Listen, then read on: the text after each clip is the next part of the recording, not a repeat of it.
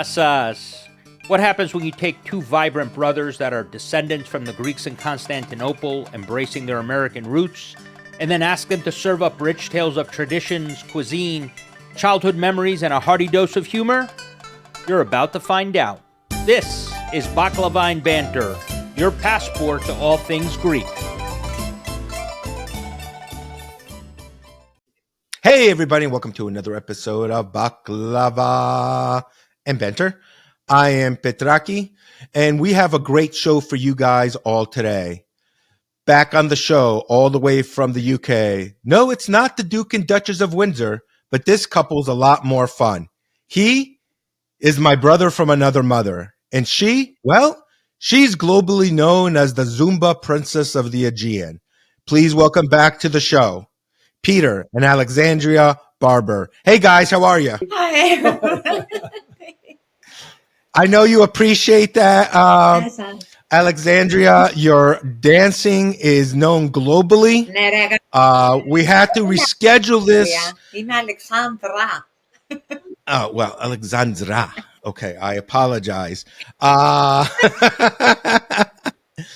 you know, when we went to schedule this, Peter told me that we had to work around the weekly special Zumba classes, so that's why we're filming today. Yes, thank you for that. Yep.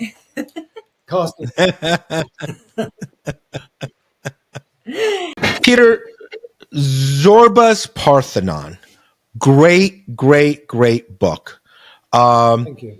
For those of you who haven't read the first trilogy that you wrote, or know anything about you or Alexandria or anything like that, they don't know what they're missing with this book. It is a great continuation from that series, but we kind of transitioned from a memoir to a more fictional writing. Yes. However, this book is based on reality. I've read a lot of other reviews. I read a lot of other comments that people have made. The characters in these books are 100% real. Yes. Because I've met a lot of them. Some of the names may have been changed slightly, Yes. but these are real. These are real people. And so when people ask, you know, did this come from a real village? 100%. But when we talk about the, what made you write about a taverna? Let's start with that. I think life in Greece revolves around a taverna. It's the center of the village. Everyone goes there to argue, to drink their coffee, to drink their siparu, to eat. It's a social hub. So anything of interest that goes on in the village, it happens in the taverna. So that had to be the focal point.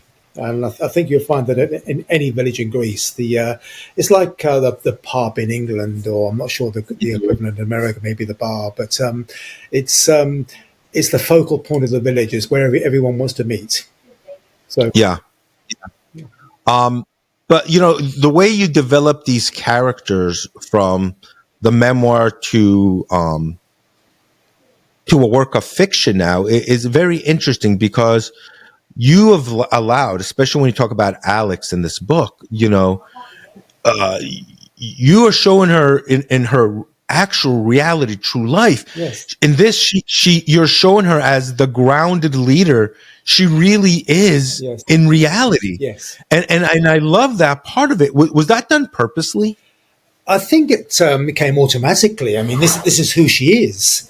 I mean, when you came to visit us and you stayed with us for a few days, I think you picked it up as well. You picked up Alex's true character. I think the first day you came to visit, you arrived. We sat in the taverna by the sea. Alex decided she was hot, so she got up from her chair, walked into the sea, fully clothed, and came back, sat at the table. This is Alex, impulsive. She doesn't care what people think. She does what she wants to do, and this is something I love about her. She's so impulsive, and it comes through the book in many ways. And it's just the truth about Alex, not a fantasy. It's who she is. Yeah. And when that happened, you know what? I sat there and I'm like, I wasn't surprised. And my only surprise was, well, we're still eating. Do we have to go for a swim now?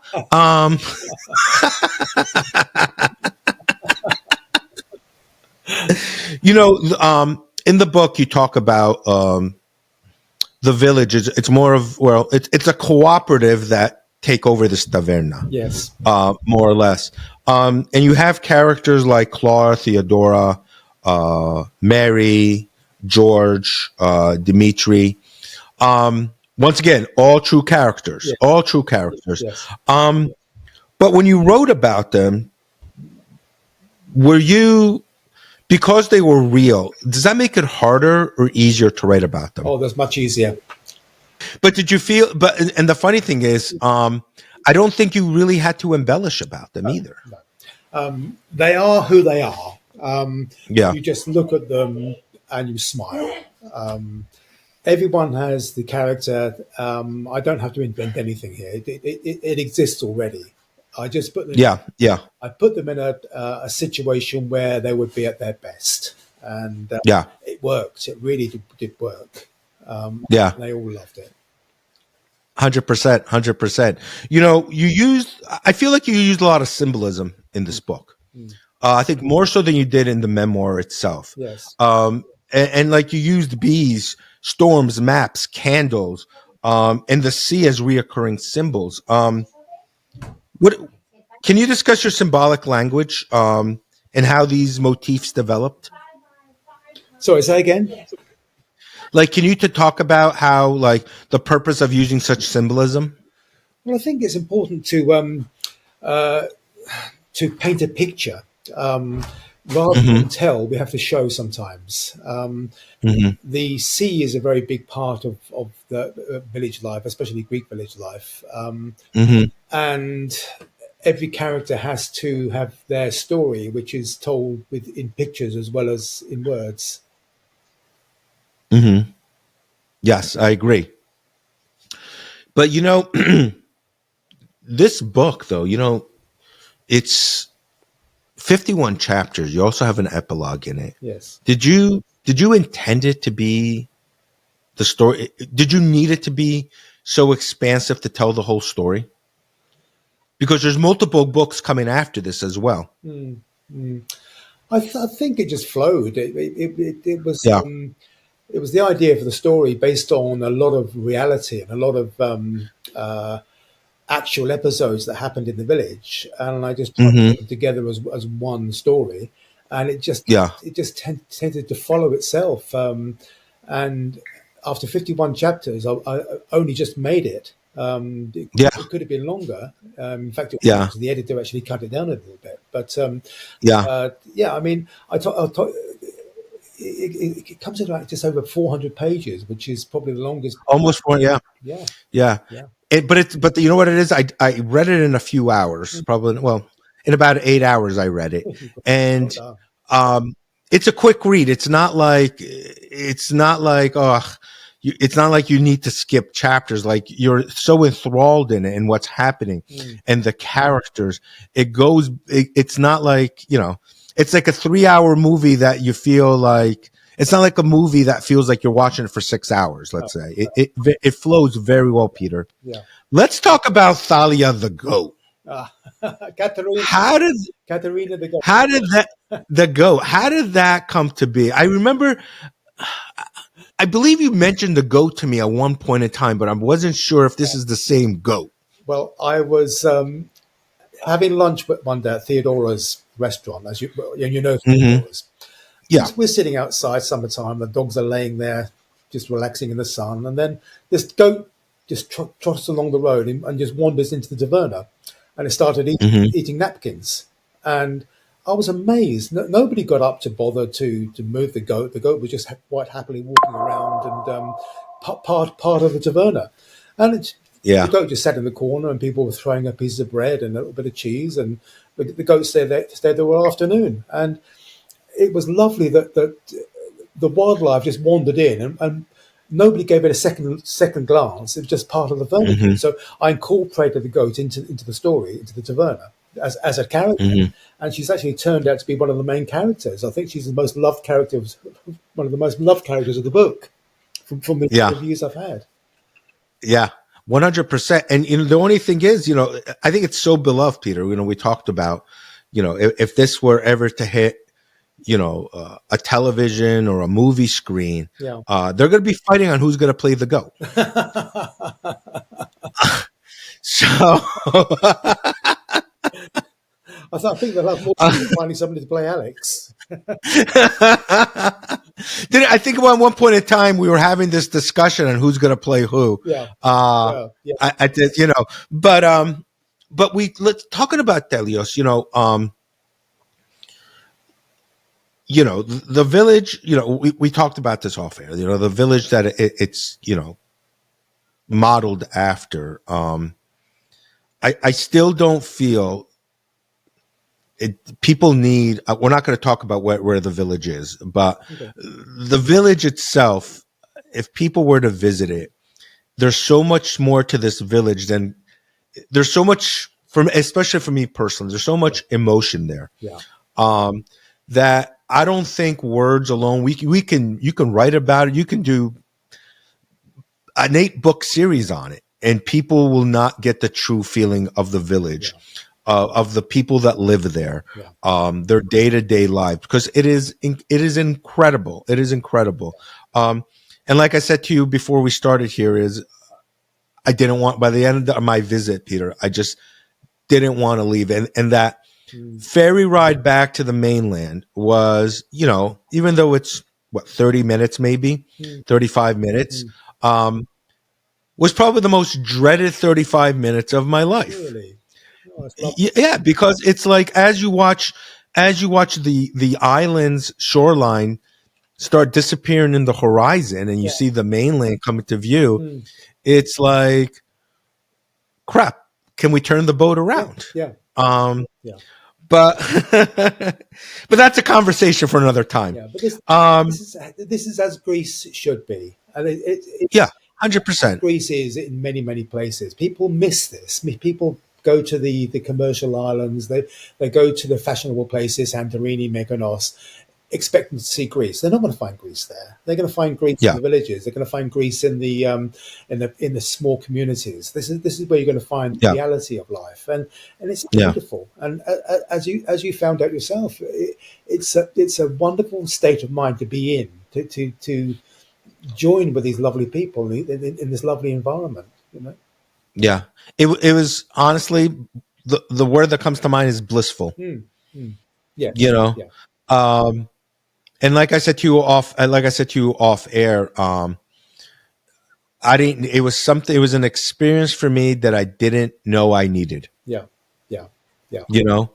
But going back to the book, the one of the core things in the book is how the villagers come together, the residents there, and push back against developers who want to come to the village and develop it. And in the book, when you wrote them, you kind of made them, for lack of a better word, almost faceless, without deep grounding. Was that done purposely? Sorry, are you talking about the characters or the bureaucracy? Well, you talk about the developers themselves. Yes, faceless. People that didn't actually understand village culture. I mean, it all started with a true law that came out for the whole of Greece, and the law was that no tavernas or restaurants could have tables within 5 meters of the sea. Now that worked out the economy of so many small villages. I mean, if you remember, we went to Atenia's taverna. She'd had to take her tables away, and now they're okay. She's put them back temporarily, but they're still on old planks, on old mud, where there used to be a concrete patio, because the bureaucracy insisted that they should move everything back from the sea, so it cut off the livelihood. So this is the basis of the my sort of struggle against the bureaucracy of Greece, which is quite a mainstay of the book, because it actually happened, and I watched it happen. the law in Greece, the 5 meter law in Greece to keep tables away from the sea was not meant for third generation family tavernas. It was meant for beach discos in Mykonos or Santorini Right. or people shooting foam cannons and loud music 24 hours a day. It didn't mean family businesses and the people Yeah. that were the family businesses. So this is why I sort of got quite involved in that. And Hmm. the developers were real as well. I mean, the developers came to the island and they wanted to buy pieces of land to make it into some sort of all-inclusive resort. And the village didn't want that because once you start putting an all-inclusive resort in a village, then people aren't going to go out. People are going to go through the gates there. They're going to have all their meals there. They're going to swim in the swimming pool. Nobody's ever going to come out and meet the locals. Right. So you lose the culture. So really, that's where it comes from. It's Yeah. my desire to see it as it is and stay as it is if possible. I know it can't last forever, but at least we can Yeah. hold it back a little bit. Yeah. I mean, you've had to deal in your other book series, you talked about the bureaucracy when it came to the floods, even in your own home Yeah, in real life, yeah, yeah, and what it took for you to see change. yeah, Where you basically bureaucracy blamed you mm, for their own mistakes, and yeah, it's like typical style, and no matter where you live or where government is, mm, government should work for the people, not point the finger at them, and exactly. and we when you pointed it out to me, I was mystified. Mm, Dumbfounded is a better word on this. I don't live on the island, so I'll say it. Stupid, dumb. Like, you got to know, like, you have to have the foresight to know what laws should be and should not be enforced. yeah, absolutely, absolutely. And for a place for a village that, welcomes tourism, Mm, not as large as other islands, as like the Mykonos or the Cretes of the world and like that, but still has a vital tourism market there, yeah, um, yeah, is moronic at best to push back on people on this law. Like yeah, we can sit here, Peter, and we can talk. We can go on a tangent on this and do 3 hours on yeah, this. yeah, yeah. Okay, but instead of that, let's talk about the lemon grove in the book. Yes, Um, was there no? I know you have citrus in your own backyard, yes, but where this book takes place now, is there a lemon grove? yes, yes, Is there really? yes. There is. Yes, yeah. Okay. I mean, the Zorba's Taverna was based on a real taverna, which is along from our house. It's not very far from the beach. Just Yeah, 2 or 3. we drove by it. Yes, we did. And at the back there's the lemon grove, and Uh-huh. it's all overgrown. It's been neglected. People wander in there to pick lemons occasionally, but nobody cares for it. So that's where the idea came from. Right, because it almost seems like in the book, was there a deeper for you the way you wrote it? I felt it represented something larger. Yeah, I think I'm trying to keep on the message that if something's perfect, then you can't make it better. So if something is good, leave it alone. Don't try to mess with it. That's all I'm trying to do in the book. It's the same with the people, the village, the taverna, the lemon grove, the whole thing. It's if it's right, it's right. Don't interfere with it because Yeah. you make it worse. Yeah. And you know what and what came now, again, I know a lot of the backstory to this, so I come reading the book. I read it from a kind of a different perspective, but the way in which in the book where the community comes together as a cooperative Yes. and takes over the taverna, Yeah. is not very far from the truth No. on how the locals look after each other. Yes. That's correct. And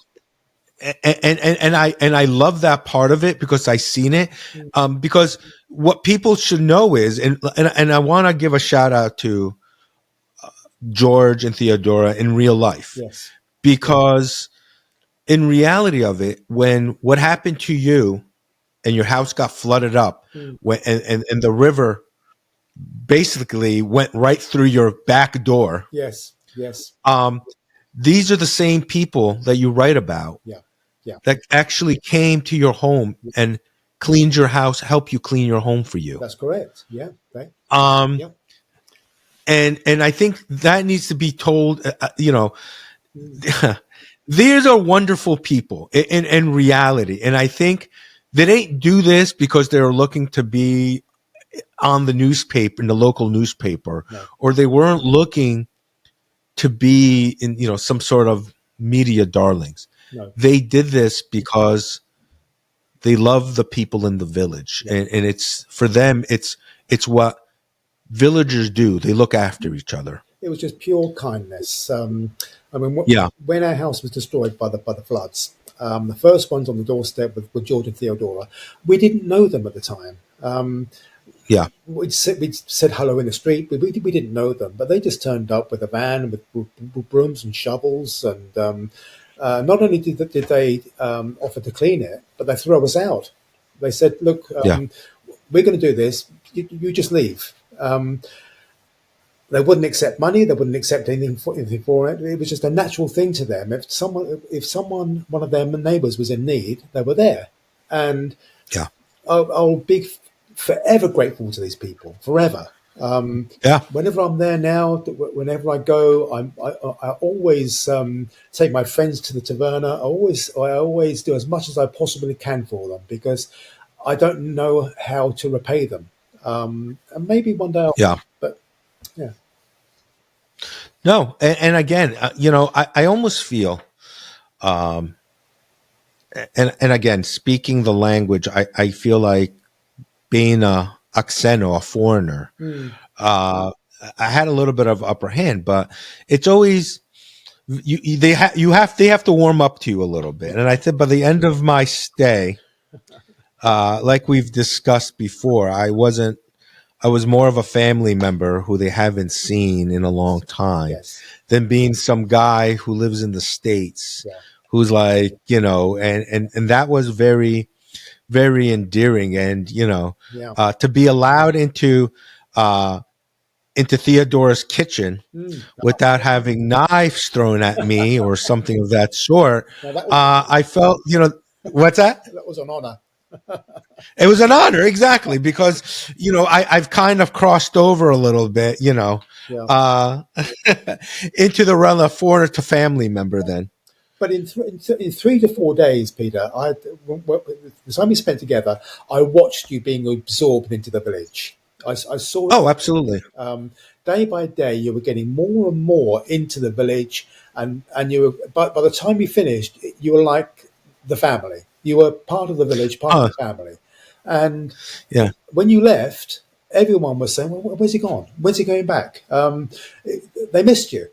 As you missed them, they missed you. I did, 100%. 100%. When you go back, it'll be like you never left, because they'll all remember you. They'll remember the happiness you brought to the village. Sure. And you're a family forever there now. And this happens for all people that visit, Yeah. And what I'm worried about, Peter, is not me, is my wife. Because I don't think she is going to be prepared to go to some of these places and to eat the amount of food that we ate for 3 hours, 3 times a day, Peter. I do not think she can comprehend that, even though, she's well versed in the 8-9 p.m. dinner start times, I don't think she can, for 4 or 5 days she can, have 3, you spend 9 hours a day eating, more or less, This is true. and But last time, if you remember, I was on a strict diet before we went to Pef. Yes. When I got there, every tavern I walked into, they looked at me and said, "What's wrong with you? You're ill." Exactly. Because I've lost weight. I was ugly. Yeah. So part of this book, one thing that I wasn't quite sure of was, with this conflict that goes on in the book with the developers and want to develop, you've created this very intergenerational kind of story where you have the elders and those who are middle aged, and you have like a youth movement. Yes. Is that something that is actually happening in the village, or is that done for fictional purposes? It's happened. It's happening in the village. Okay. Excuse me. I've got this real pest dog here. That just finger down. Right. Enough. Yeah. You might have to do some editing soon.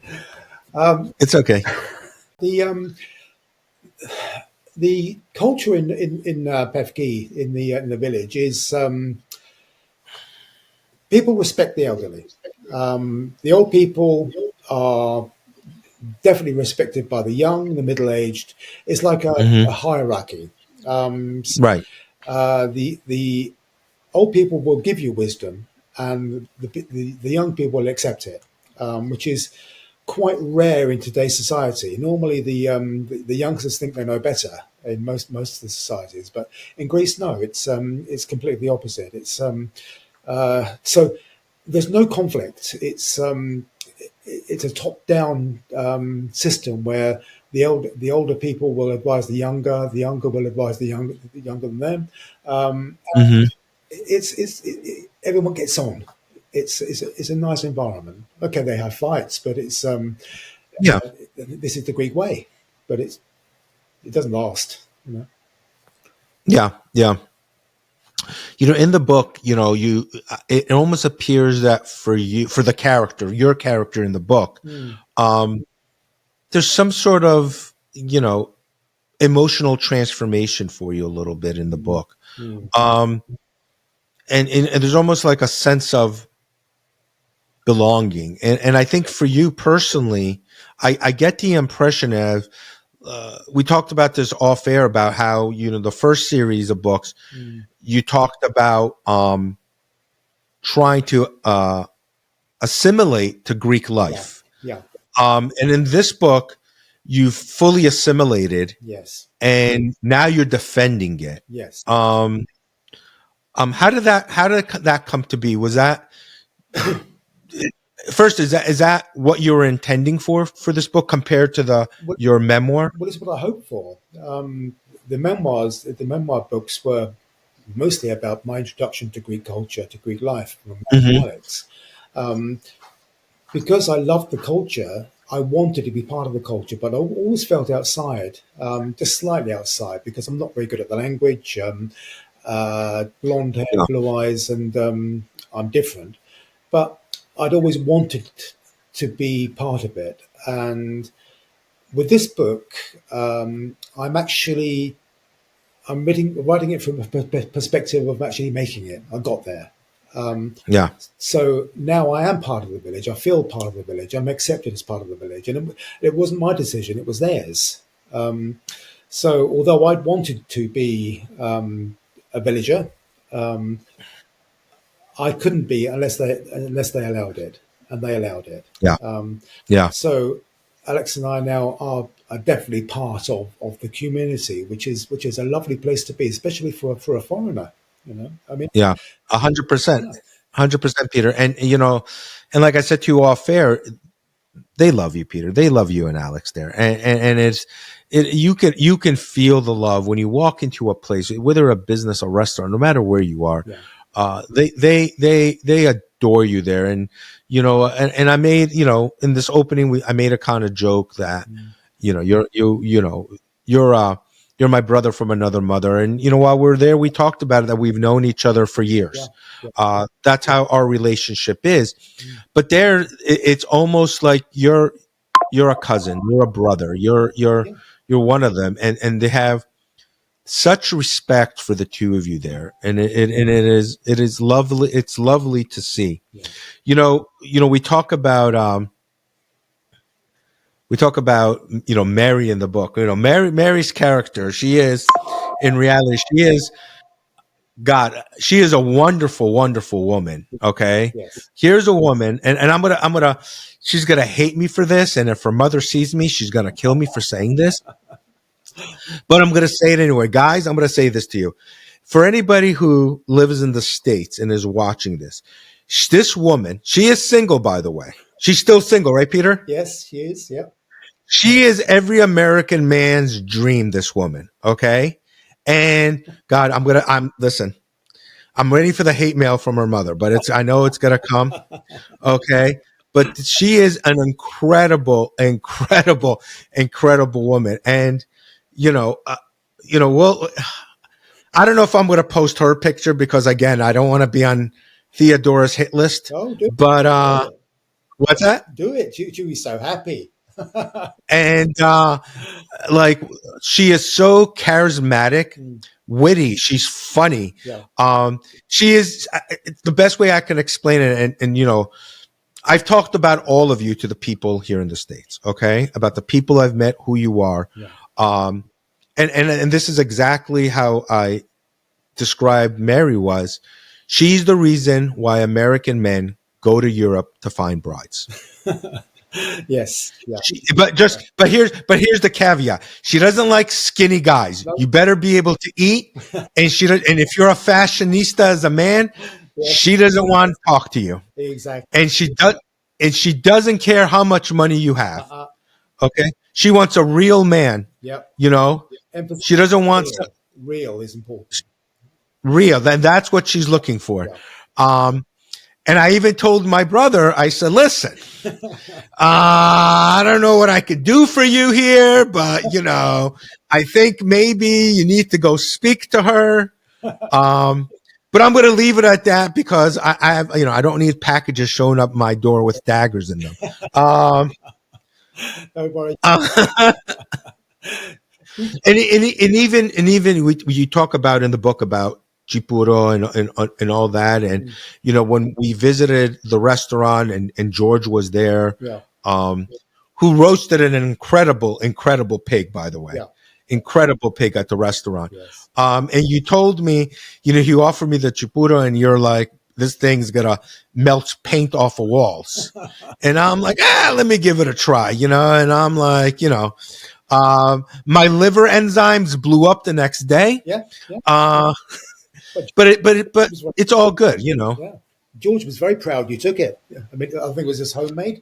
Oh yeah, and again, it wasn't. I have drank a lot of terrible things in my life, and I have to say, it honestly wasn't bad at all for something that was brewed in his own home. That's not bad. No, not too bad at all. Yeah. So, Peter, people who haven't read the first series of books, and read this book, what are you hoping to take away from it? I think number one, humor is worldwide. I've let myself free on this book because what I love writing most is humor.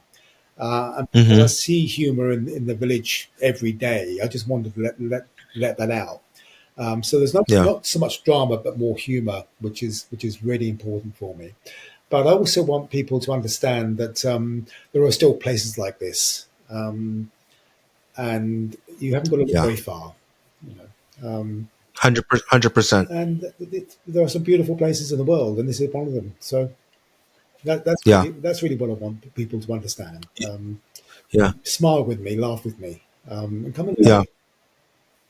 Yeah. Personally, Peter, I felt like this was you giving back to the village. I felt this is your ode to giving back, to tell. You've already told your story, and about your transformation from an Anglo-Saxon man to the Grecian that you are now, to a this Greek resident that you are now. Yeah. And I felt like, am I reading this wrong? Are you using this opportunity to tell the world about this village and your experiences Yes, and the wonderful people? I think you've got it there.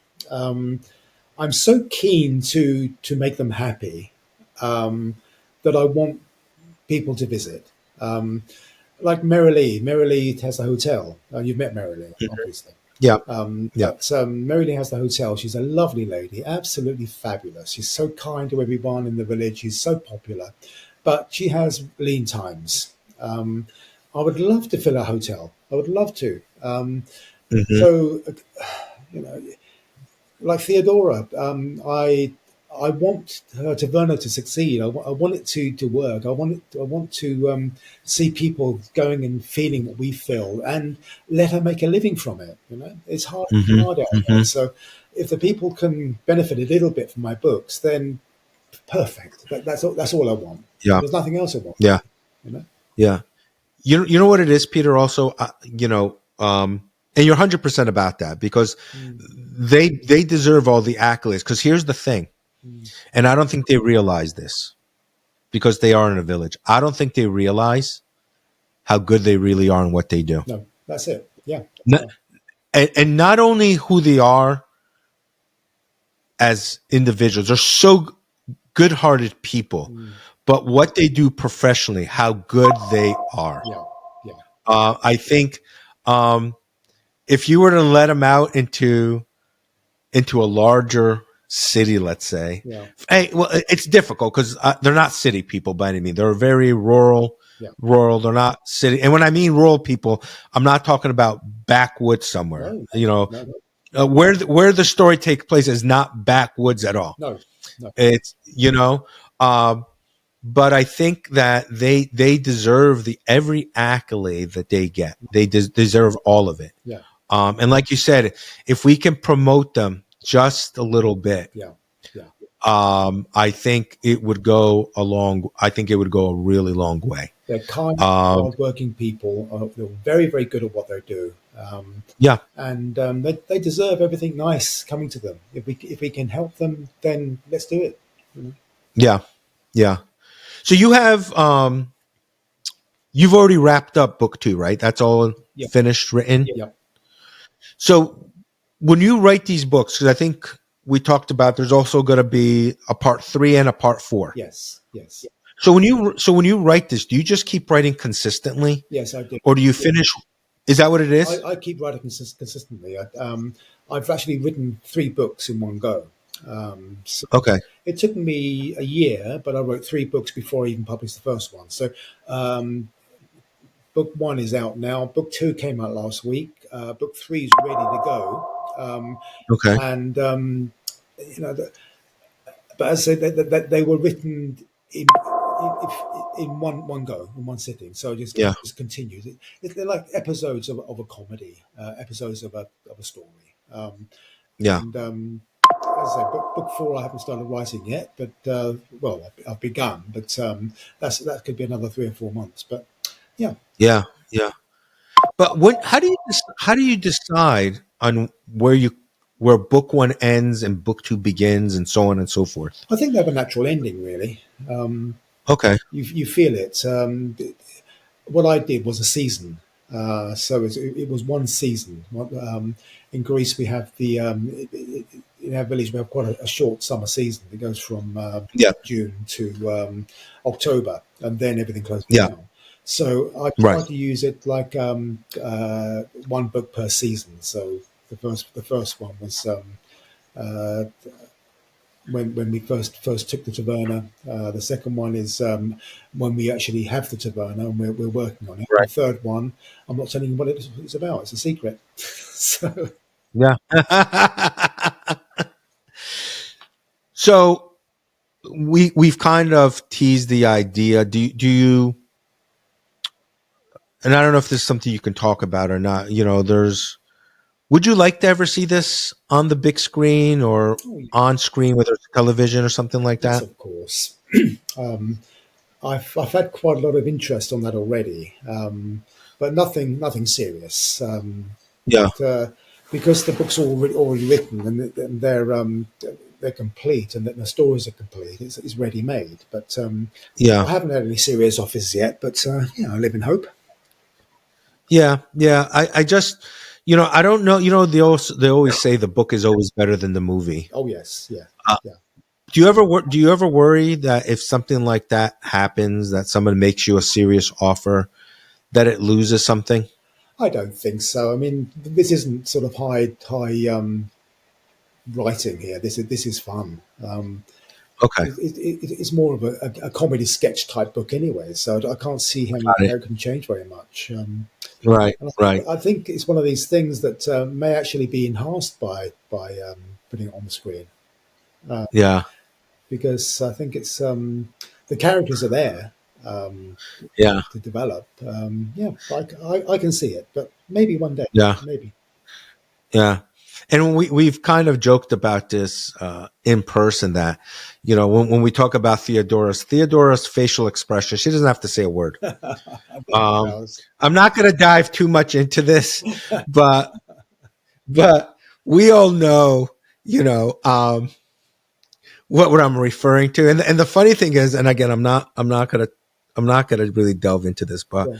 when we're sitting there having conversations with people, Yeah. and you bring me your book and you point to a chapter and you want me to read it in real time with the people we're having a conversation with, and we sit there and giggle like schoolgirls. Those for me, Peter, are memories that make me Because you're sitting opposite the subject of the book and you're reading the chapter, and yeah. you're getting it in stereo. You're reading it, and It's 3D for me, Peter. It's like, it's all, I'm immersed in it, and I'm reading this and I'm reading and I'm looking up and I'm reading and I'm looking up and I'm like, and then this grin comes over my face and I look at you and you just start busting out laughing. And you got Alexandria next to you and she's like, what are you guys laughing about? And I like, close, never mind. We'll talk about it later. Don't worry about that. That is just like, yeah, special memories. yes, yeah. Well, listen, Peter, the book is Zorba's Parthenon. It's available everywhere, right? Amazon and all that. Yep. The reviews have been great on this book. And congratulations on this, Peter. I know the second book's going to be just as good as the rest of the series is going to be. Thank you. We're always blessed to have you on the show, Peter. Thank you very much. And a personal note, Peter, I'm so proud to call you my friend. Thank you. Your friendship has been incredible, and anybody who I talk to you about, I can never speak enough about you and Alex. And like I said, we had to schedule this because Zumba class took precedence over this. So like it is with everything else. Yeah. So for this episode of Baklava Banter, I am Petraki. This is Peter Barber. His wife Alex just took his credit card. She's out shopping somewhere, which is par for the course. The book again is called Zorba's Parthenon.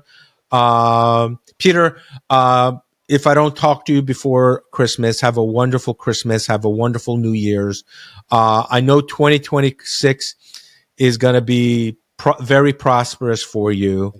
And I'm looking again where you and I can sit face to face across from each other. Yes. And enjoy the village life together. Yes.